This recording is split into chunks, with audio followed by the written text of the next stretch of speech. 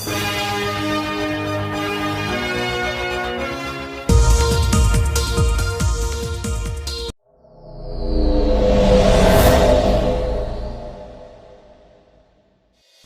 पालिकेवर पुन्हा कुलकर्णी घराण्याचे वर्चस्व. गोविंद खरात, अंबड प्रतिनिधी.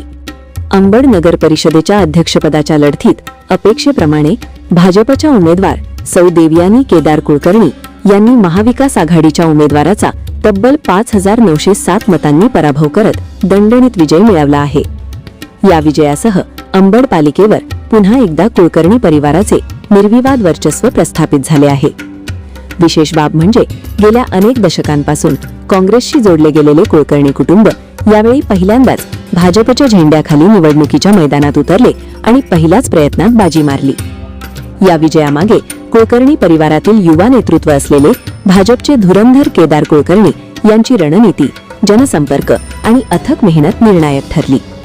स्वर्गीय भवानीदास उर्फ बाबूराव कुलकर्णी म्हणजेच अंबडचे मालक यांच्यानंतर शहरातील नेतृत्वाची जबाबदारी केदार कुलकर्णी यांनी समर्थपणे पेलली. मनमिळाऊ स्वभाव, संकटात धावून जाण्याची वृत्ती, शिक्षणातील प्रावीण्य आणि डागाळलेली प्रतिमा नसलेला 24 कॅरेट कॅरेक्टर ही त्यांची ओळख ठरली.